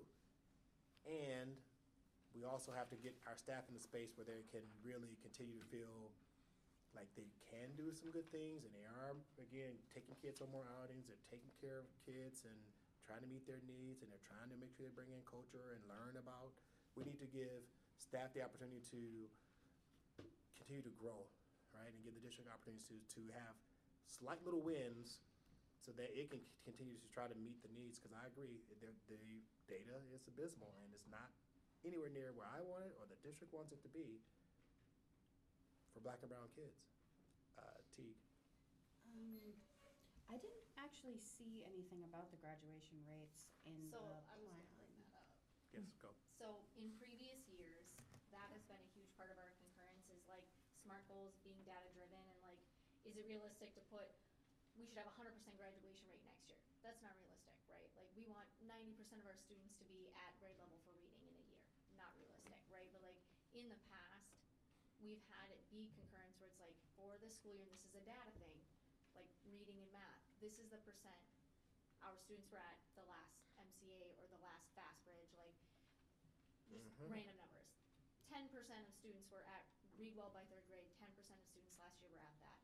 We would like to see in the next year up to 12%, or like something that is a realistic goal. Manageable. Yeah, like a manageable SMART goal, right? Where it's like, it's data driven, it's easy to measure, it's fact. Like it's not up for interpretation, like it is what it is, it's demonstratable, and it's realistic, right? Because if we set goals that are not attainable, staff are gonna feel defeated. We're gonna be like, there's no progress being made because that's not realistic. And so I think having data, and I can bring in some of the old concurrence and non-concurrence where like we had some of that because we had very specific data-driven goals that are not on here. And I think that was really helpful for everybody to see growth and hold the district accountable. It's like, this was a very manageable growth for next year, and like we did or didn't do that. Why didn't we? Or there was growth, but not a lot. What, like Right. those kinds of things. Perfect, and then I'm coming to you, Amber, because this is why we moved to this, trying to say, these are goals, saying, if we're saying that our American Indian students need to have college visits to see themselves on college campuses, they need to bring in recruiters here to see, that they are specific for American Indian students, like, we're making sure that by the end of the year, they should be doing these things, they should have opportunities. That's something that the district can say, okay, you know what, through the coordinator, through the counselors, through the schools, they can pull off. We can actually measure that and say how many kids